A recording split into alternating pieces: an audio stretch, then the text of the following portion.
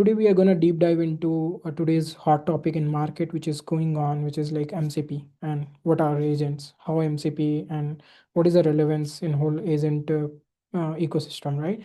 So let's deep dive into it and let's understand what all we'll be discussing today. And then we'll go to the next slides, right? So first we are going to see what challenges we face in AI agents. Then we'll see why MCP and what are the relevance and then architectures. And then we'll conclude the whole session with a quick custom MCP server development demo and how it can be integrated with agents. And that's it for today's discussion, right? So let's go into the first thing. How the whole evolution happened, right? So we all know it started with LLM, large language model. So in around 2022, the first thing what happens is there is a natural language processing, and then transformer came, and the model were trained. And this model, which is trained, that is the first release happened through the chat GPT, where users can give a prompt and it can give an answer, right? So you ask anything, and whichever LLM is trained, it was very good to and very nice to give a very quick and crisp and good examples, right? But there was some limitations with it, right? I think everyone has faced it, right? When you ask the same question, like what is today's date, what answer you gonna get? So you can try with any LLM today's. It's gonna give a last date when what the date that it which at which the last data it is trained on, right? So for example, if it is trained for the last 10 years, so what was the last data it shows where the date it got trained? So this is the last date it was trained on, right? Now there we need some kind of ability that how we can add more information to it so it can start giving a correct answer. So for example, when we ask this question, what is today date, what we need to know certain scenarios, like today is what date, and how it can know if it has access to calendar or certain things from which it can take the data and show it, because the data that it is trained it can't answer from it, right? So there the whole agent came in a picture. What agent is basically, it can answer your question based on your environment, your surroundings, right? For example, as a human, when someone asks you what is the today date, you quickly go and check your mobile, right? Or if you're aware, then how you can think, okay, what was yesterday date, and you just add one and then tell the today date. So something similar, like you can think and then make a decision, right? Similar, we need certain kind of agents which uses this LLM. As in our situation, in our brain can act as a LLM, but the decision and the thinking, all these capabilities LLM doesn't have. So what we can do, we can add these extra abilities back to the agent, and then it can perform those kind of a complex thinking and then answer it, right? So this is what you can see on the screen, that this is our agent, right? And we can give them some kind of a knowledge. Prior knowledge is like, okay, yesterday what was the date? So that kind of a knowledge we can give. We can tell what is your goal. Your goal is, for example, this agent is just goal is to tell the date for yes tomorrow, right? So we can tell what is a goal and what all abilities you have. So abilities is like you have access to calendar, you have access to mobile. So for us, we have access to calendar, mobile, then we go and check and tell. That kind of abilities we can give. And these are like observation and past experience, and then the environment. And what agent can do using these things, it can use LLM to make a decision and keep thinking until it give you answer, okay, what is the today date and how it can get the date. So yesterday what was that, and just add one, or maybe you can, it can directly use the calendar also, right? So these are the certain things that what agent is basically and how it can help, right? So now let's see the next thing. So next slide. So here you can see, after giving this agentic capabilities, what is today date? It first start thinking, first determine the date, and then refine the answer, and then tell, okay, today is the September 22, 2025, right? Now there is a limitation in agent also, right? When I say that you can access information from calendar mobile, right? We know today that this real-time data are scattered like every number of places.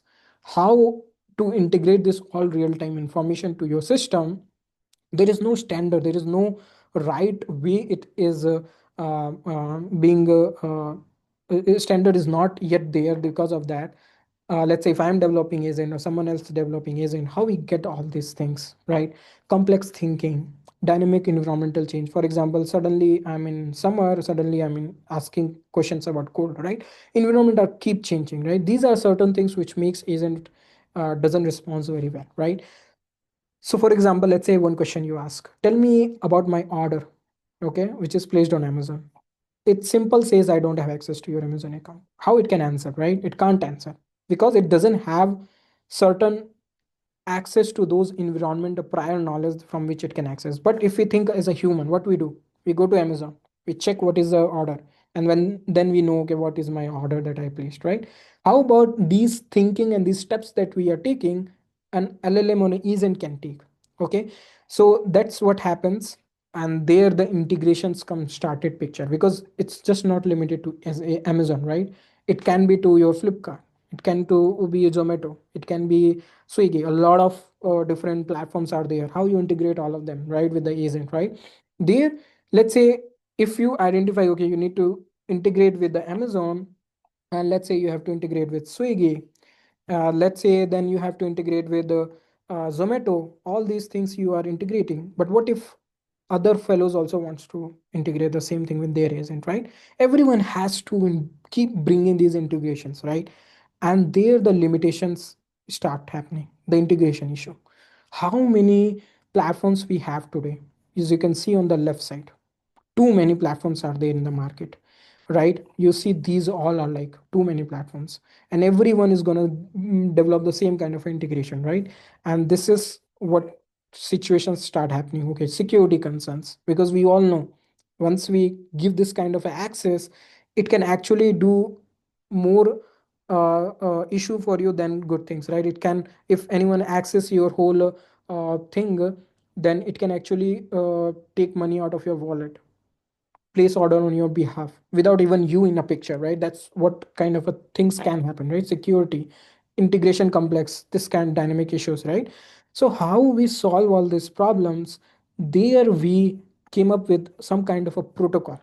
Okay, now this is something which is not new. Okay, this is something which we are doing from a very long time. Okay, these are so many integrations are there, but anyone can tell me how we can address, and this is not a no problem. Okay, we have encountered the similar issues. Okay, for example, when we started building the APIs, right? For Java, for Django, for Go, we have a lot of languages. How we build the APIs and just communicate with each other. So we started developing middlewares. Okay, and these middlewares, right?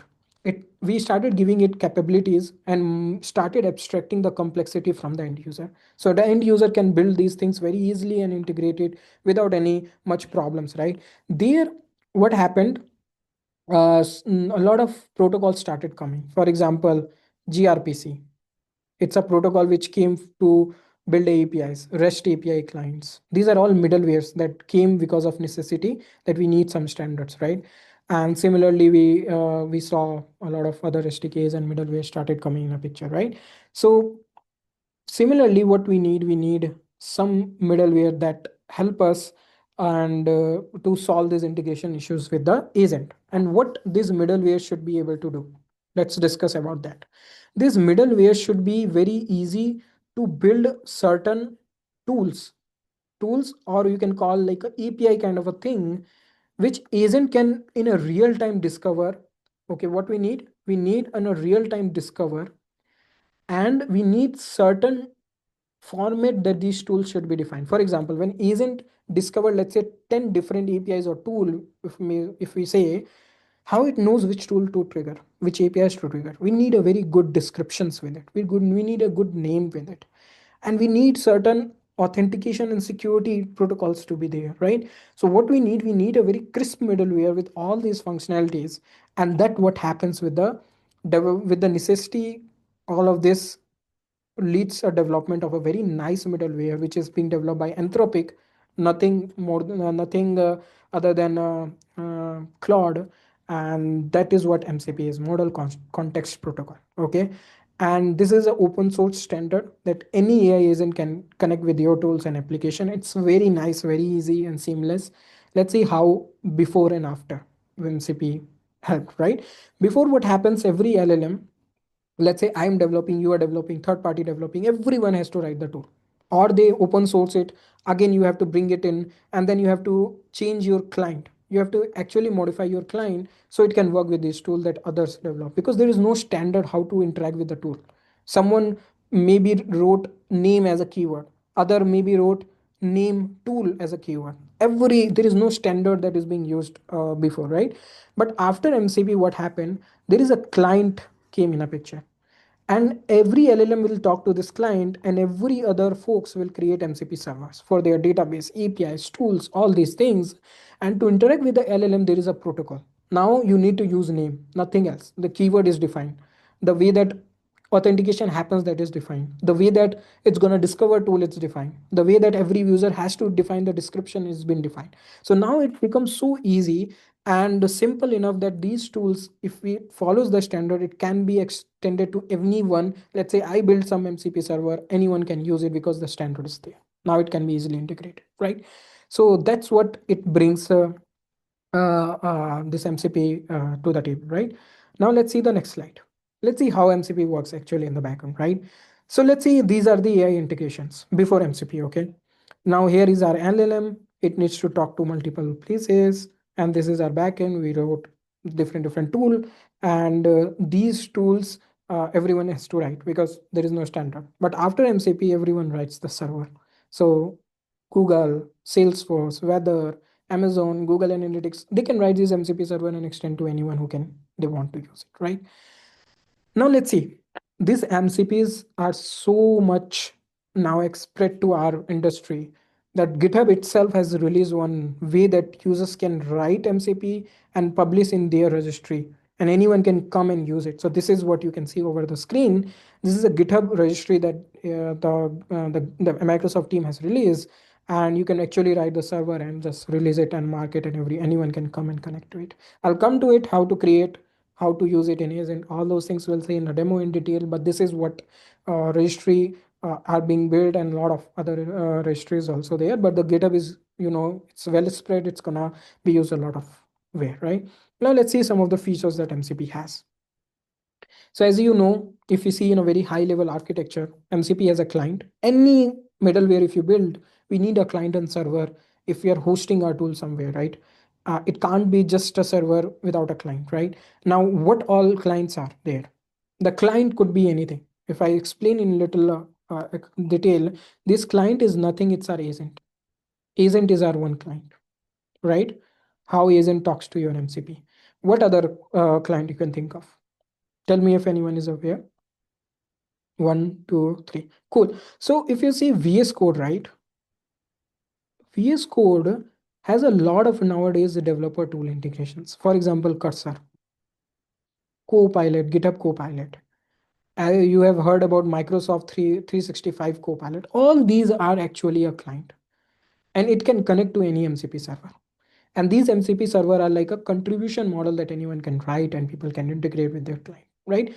So this is what client and server model that MCP has come up, and that solves a lot of problem in our industry. Now it becomes a standard. You write a tool, you write a resource. I'll come to this two things, but your tool is nothing. It's like a one method that you write, okay, which can do the some kind of a uh, things, for example, addition, subtraction, multiplication, and then just give these tool access to your client, and then client can identify, okay, if user is asking about doing the addition, let's call this tool and do the addition. There will be no hallucination because your tool get executed and it return the response. So you can see these are the tool. It can do a lot of things like do a CRUD operation, send a message, update a database. All these things can happen in a real time. For example, tell me about my Amazon order ID. It can, in the backend, it can trigger one Amazon get tool method, and it will get your order ID and just show it in your LLM, right? It can update your, it can delete, all these operations can happen in a real time, right? Resource is nothing, it's like a file. Let's say your LLM needs certain JSON or certain text file access in a real time, right? You can actually expose your resource directly through MCP. So not just you, but anyone who's using that agent can access. Earlier, it was like you host it over GCP, you host it over some portal. Now, MCP has become a standard that you can just host this resource And in a runtime, it can discover the resource itself. You don't need to do all of that. One more thing is there, in the client and server, always client has a LLM access, server doesn't have a LLM access. Remember one thing, server doesn't have LLM access. It can have, but ideally it shouldn't have, because it should be LLM isolation. And but still, let's say your tool need a LLM, because your client, it actually has a LLM. For example, cursor, your agent, it has a LLM, not your server, right? How you give this LLM access to your MCP server? This is where the sampling comes in a picture. Actually, in a runtime, MCP server tool, let's say your client executed one tool. Now this tool, let me just clear it. 1 minute. So delete clear drawing. Now this MCP server in a real time calls your client, right? So how it works? Let's see, from my user flow, right? User asks, what is today date? Okay. Now what happens? It goes to your MCP server, it identify which tool to execute. Now this tool needs a LLM to call and to do some processing and then answer to the client, right? How this get the LLM? There where the sampling comes in a picture. In a flow, what happens? Let's say tool needs a LLM access. It can call your client and then execute the LLM, get the answer back to your tool. Now tool uses that and generate again the final response and give it to your client. So these are sampling. Similar elicitation is also one of the server features that MCP provides. We will see in detail these all features later, but I just want to cover on a very high level that what is client server, what is tool resources, sampling. Similarly, you can expose prompts also to your MCP server. Okay. So hope this clears. I know I'm quite fast, but I'm just trying to cover the MCP's high level.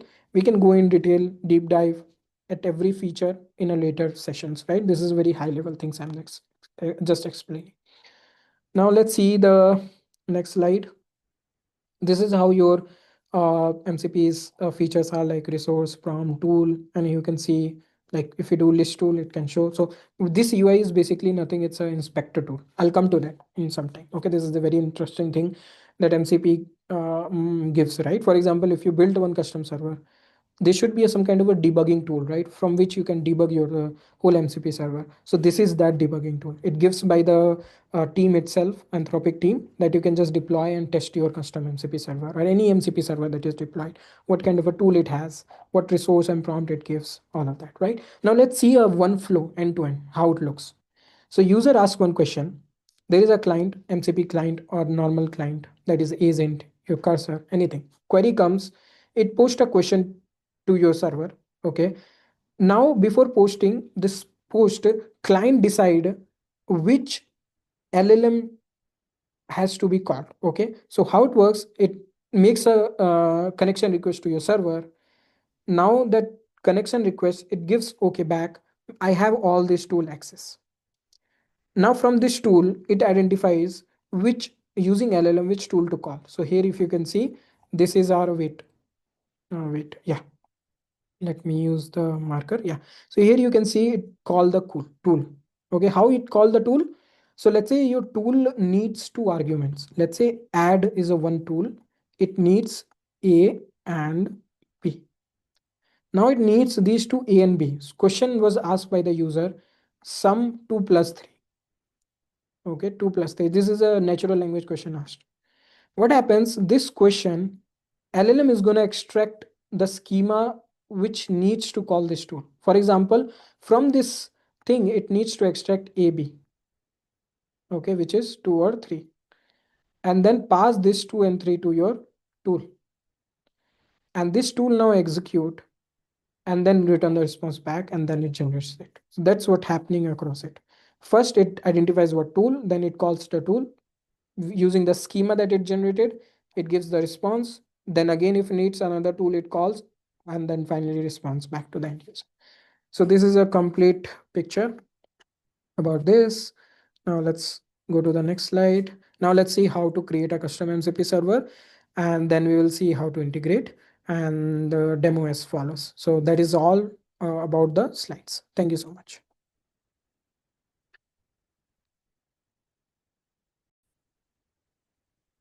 Hey, hi everyone. So today we are gonna go through how we can build a custom MCP server and integrate with the agent, right? So let me just quickly explain few things, what kind of a tool we are going to build and what kind of a agent that we are going to build. Okay, so we have seen some normal some basic things about MCPs. So we know, like in MCP we have server and client architecture, right? We have server, we have client, and this client could be anything. This client is nothing, it's your agent which is going to talk to your MCP server, and this could be your cursor ID. So for example, today we have heard about a lot of developer tools like Cursor, Copilot, GitHub Copilot, and all that. So these are basically nothing, which is our agent, which is our MCP clients, right? And that integration I'll show. And one thing is a server where we will write our tools. And these tools are nothing. It does a specific job that LLM can't basically do very nicely, because LLM is good at reasoning. It is good at making a decision, but it's not good at basically executing something complex and give you a very good answer without any hallucination. So basically, a mathematical calculation and all that, right? If we take a very quick, crisp example, as a human, when we think about it, and when we are solving a math problem, uh, do we solve it in our mind, or do we take some paper, pen, or some whiteboard, take chalk, and then maybe go to a book, try to find something, maybe do a Google search, and then come to a solution, right? Similar way, when we are talking about agents, it also need certain resource sources. From there they can get the information in real time and then build a final response for the end user, right? So this is where we are building this MCP server, where we will give those source access as a tool, right? That they can call it whenever the requirement comes, right? So let's build a one very generic agent, which is a nothing, which is a calculator agent. Okay, and this agent is very good at making calculations, any kind of a calculations. For example, for this demo, let's keep it simple. It's good at doing addition, it's good at doing subtraction, multiplication, and divide, right? So we'll build one MCP server, which is a calculator tools, and then we'll build one agent and integrate both of them together. Okay, so now let's deep dive into it. Let me just erase this thing that I just drawn, and then we'll deep dive into how to build one custom tool. Okay, before we were building, we will use EUV. So let me do init, and then let me just do a activate. Before activate, we need to do a UV sync, so it creates our environment. Then we activate this. Then we will add one library that we are going to use for building a MCP custom server.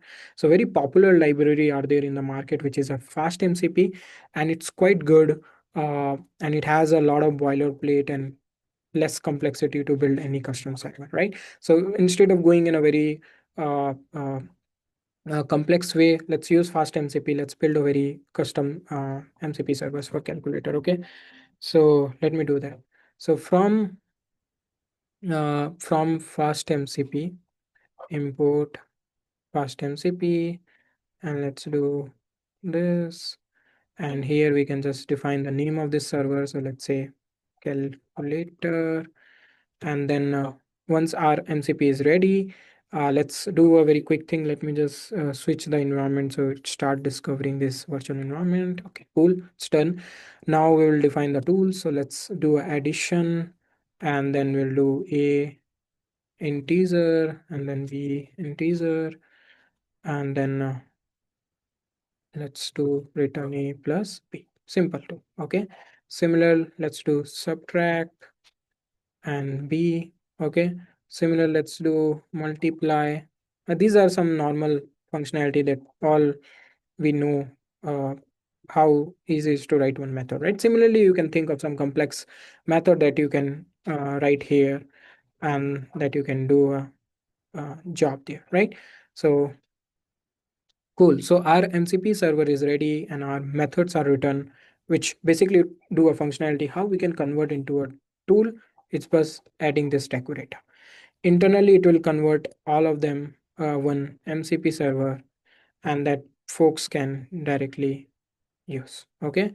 Now, this is our MCP server boilerplate. Very simple. You just initiate your method, fast MCP, and then here you can add multiple things like description also, which help you, which help basically for the end user to which is for our agents to understand. Let's say it has access for 5 6 MCP server, when to use this. So use it whenever there is any calculator related tools questions comes. Okay, now let me just run it. So let me do init.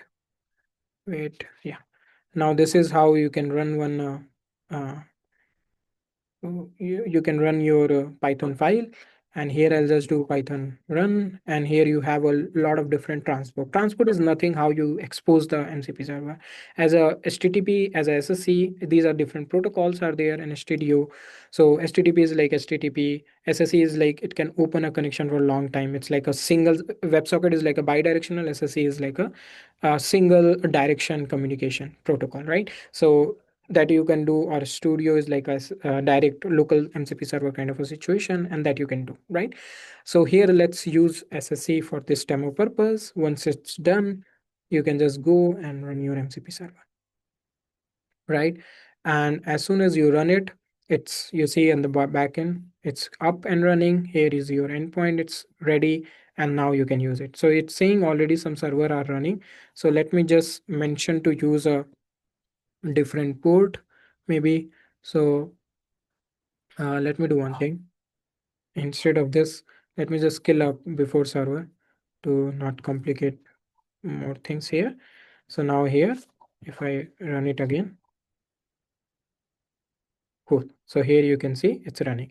Now let me just show you these tools, how you can call these tools. Okay, let me just stop the screen, just expose our MCP server on this endpoint. You can just mention the URL and you just connect.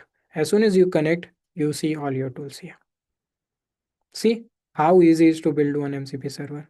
We just wrote one for method, added a decorator, and we are good to go. Now we have our tools. You can just test it also. And when you run it, you see it's giving 0. If you do 3, 4, it should give a 5. If you do 4, it should give 6. Wait, oh, it's changing. Now, so now it should change. So now our whole MCP tools or server is ready and it's running. Now how to integrate it in your backend? Let's see quickly. So you create one agent folder for ADK. I'll say this is how you do it. And here you can just create few more files. Let me just do it. Okay, I think I by mistake created a file. Let me delete it.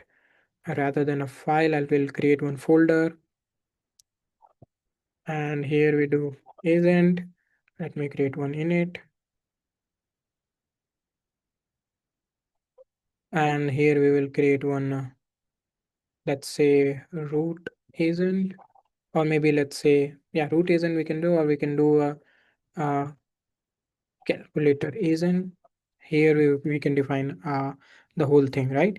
Paste here to save some time for us. Already we are. So this is how you can use. So you just need to install your ADK, right? Let me do that. UV add Google ADK. So now once your ADK is installed, this is our MCP URL that we just run. Let me create one more server, and here we can just run our MCP server.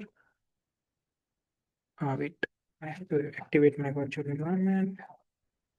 Now our MCP server is up. Now here we have installed our ADK. Now here you can see you have to define your agent instructions. Just import LLM agent, define your models, instructions as usual, like what agents can do, can't do. So here I'll just change this message saying that you are a calculator, you are a assistant for calculating any user questions, and you can do add, subtract, multiply, and divide. I'm just giving you some example. This is all your instructions you can write, and then you can just write one MCP tool set, and that has access for all your tools, and you're good to go. Now you can do ADK web run. Okay. Now here, I think we have to, one mistake I made. We have to do this. And once this is done, your agents are ready, your server are ready, how we connect it to our agent ready. Currently, I don't have access for LLM, so I can't ask questions and show, but I can show you the UI, and let me do that. I think I ran the wrong command. You have to mention the folder where your root isn't exist. Now here you can see, okay, it started on this. Let me just mention the port 8001, and now because 8000 already MCP server were running, now you can see if you go here, now your agents are ready. Here you can, and that's it. It's running and you're good to go. Thank you so much for your time, and please try to create more a custom MCP server, more complex use case. And as you can just imagine, all the APIs that you write in fast MCP, Django, anything, just change the decorator, and that whole API is actually become a MCP server. And good thing is fast MCP gives one endpoint where you can just mention your open API spec. It converts all your API into two. And now all agents, you just have to give this, and now agent has all the access for your API. And in a real time, it can decide which API to call and all those things. So it's very, you can do a lot of things here. I'm not going in detail, but this is one example. But I can show you one last example is how to create a resource or how to create a prompt, right? So for example, if you have a prompt like this, let's say, and this returns, let's say